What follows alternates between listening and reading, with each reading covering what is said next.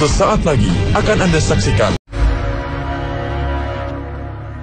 yang dipersembahkan oleh Assalamualaikum warahmatullahi wabarakatuh. Waalaikumsalam warahmatullahi wabarakatuh. Selamat datang kembali para sahabat.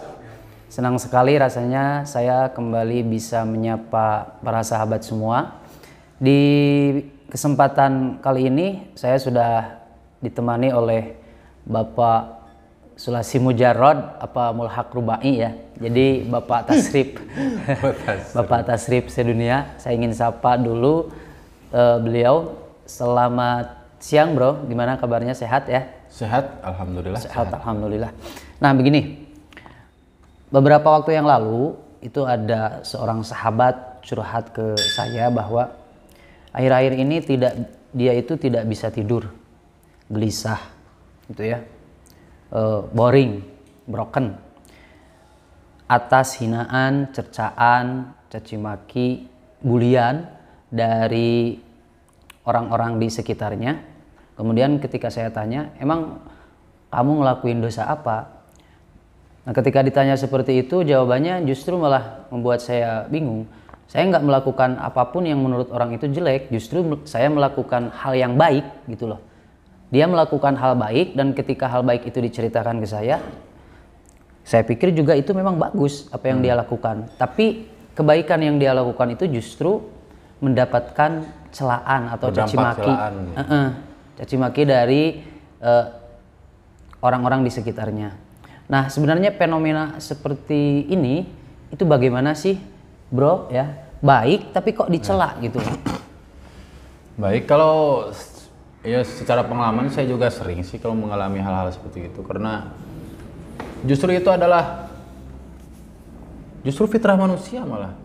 Adanya hal seperti itu justru fitrah manusia. Maksud saya begini, karena di manusia itu kan ada penyakit jasmani, ada juga penyakit rohani atau penyakit hati lah ya. Penyakit hati. Kita kenal dengan nama iri hati lah, dengki, cemburu dan lain sebagainya. Justru kalau orang itu nggak cemburu atau nggak iri, itu justru malah tidak normal menurut saya. Nah terlepas dari fenomena kita melakukan hal baik tapi dampaknya malah menjadi celaan, atau misalkan lah saya itu rajin misalkan, rajin mengaji misalkan, atau rajin mengajar, atau rajin sholat, rajin ibadah dan lain-lain. Nah ketika orang kan tanggapannya akan beda-beda.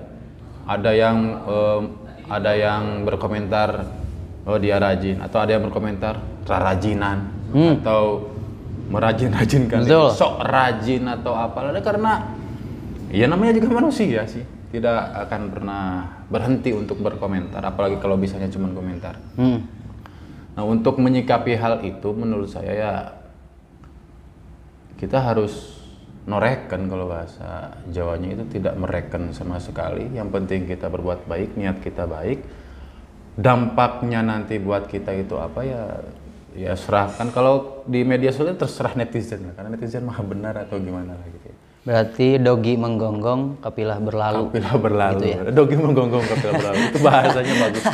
Itu bagus. Dogi menggonggong, kapilah berlalu. Anda juga mungkin punya pengalaman sama mungkin dengan hal-hal seperti itu. Iya, ketika apa yang kita lakukan itu tidak mungkin menyenangkan semua orang, membuat semua orang bahagia. Ketika kita berbuat suatu hal yang baik, mungkin saja ini baik untuk sebagian orang, tapi menurut sebagian orang yang tidak suka itu justru menjadi sesuatu yang menjadikan dia itu iri dan lain sebagainya, seperti yang Anda katakan tadi. Nah kemudian sikap kita ketika seperti itu, ya benar kata Anda tadi bilang, jadi kalau diambil pusing justru kita akan berhenti berkarya, berhenti berbuat baik. Jadi terus aja maju gitu loh. Terus aja maju seperti itu. Nah menarik tadi Anda bilang bahwa orang normal itu iri dengki gitu. Berarti kalau nggak punya iri dengki nggak normal? Bukan begitu, bukan berarti orang tersebut tidak bisa, semua orang, saya yakin semua orang itu punya iri dengki, punya hasud, punya termasuk sombong, termasuk saya sendiri. Punya seperti itu? Sangat punya sekali, apalagi orang semacam saya.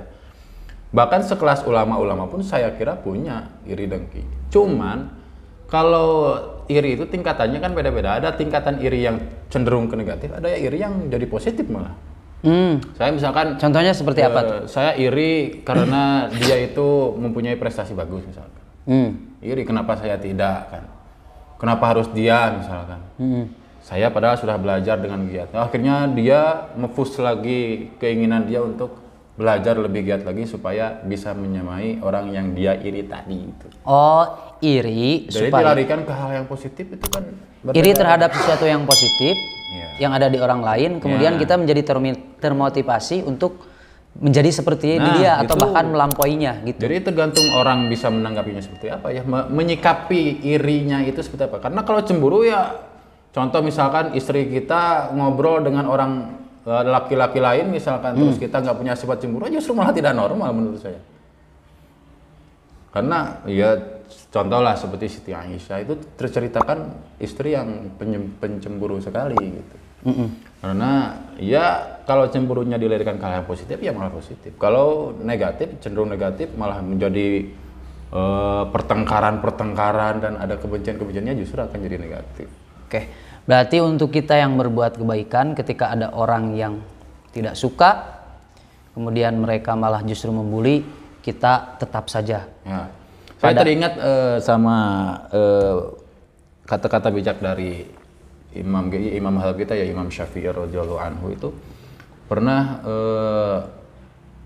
pernah menyampaikan bahwa kita itu tidak perlu fokus pada apapun tanggapan dari manusia atau orang lain, baik sekitar, keluarga atau apapun lah gitu. Karena kita fokuslah untuk menjaga hubungan kita dengan Tuhan kita sendiri atau dengan Allah Subhanahu wa taala. Karena tidak akan ada henti-hentinya kalau kita menganggap atau mereken apa yang jadi anggapan orang lain. Itu. Jadi fokus saja sama hubungan kita dengan habluminallahnya kita fokus. Kalau urusan habluminannas, kalau kita sudah berbuat baik, apapun yang akan jadi dampaknya ya nggak usah dipikirin menurut saya. Yang penting kita berbuat baik saja. Oke. Gitu.